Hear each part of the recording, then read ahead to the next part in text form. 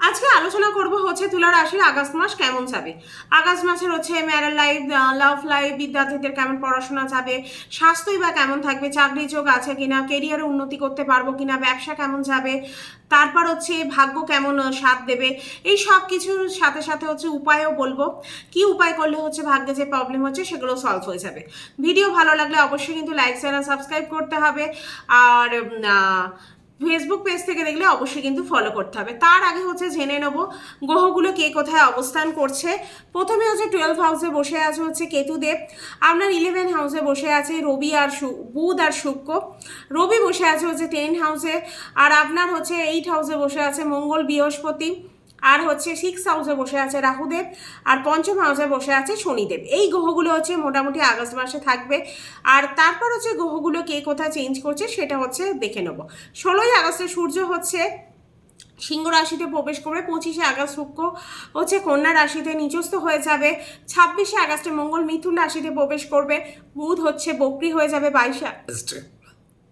এবার স্বাস্থ্য, আমরা ফার্স্ট হাউস থেকে হচ্ছে ইমিউনিটি সিস্টেমটা দেখে থাকি। আপনার ইমিউনিটি সিস্টেম কিন্তু এই টাইমে ভালো যাবে। রাশি স্বামী শুক্র কিন্তু আপনার 11 হাউসে বসে আছে। 25শে আগস্টের পর কিন্তু 12 হাউসে যাবে।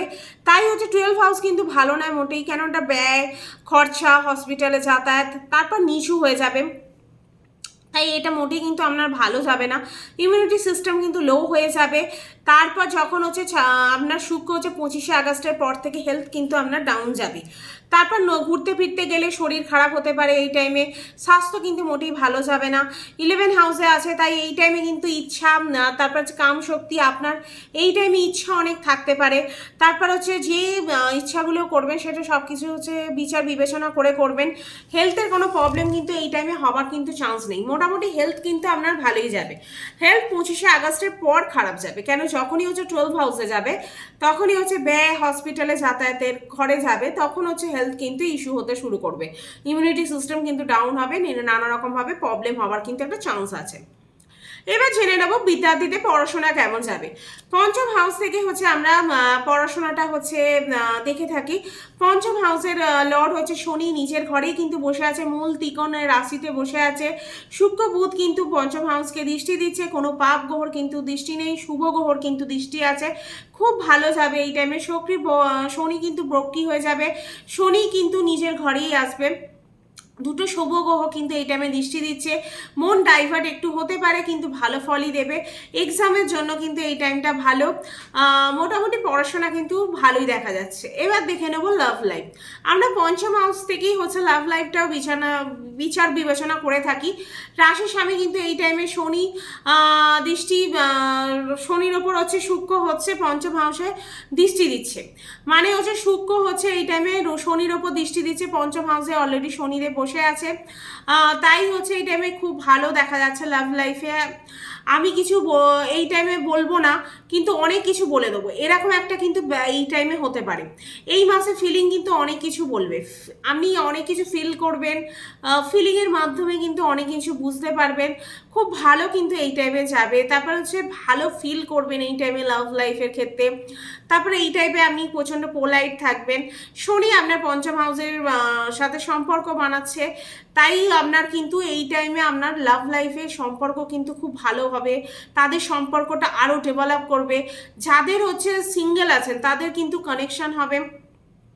তারা কিন্তু এই টাইমে কোনো রকম নতুন করে লাভার পেতে পারেন বা নতুন কোনো প্রেমের খবর পেতে পারেন। এই টাইমে হচ্ছে কানেকশান খুব ভালো হবে।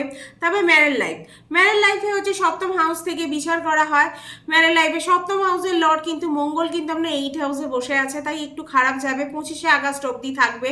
25শে আগস্ট বা 26শে আগস্টের পর থেকেই হচ্ছে 9 হাউসে প্রবেশ করবে।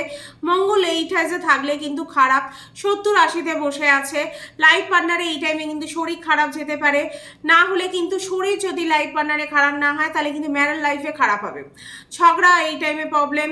তারপর 26শে আগস্টের পর কিন্তু ভালো হয়ে যাবে। লাইফ পার্টনার এই টাইমে পার্সোনাল লাইফে কিন্তু ভালো হয়ে যাবে।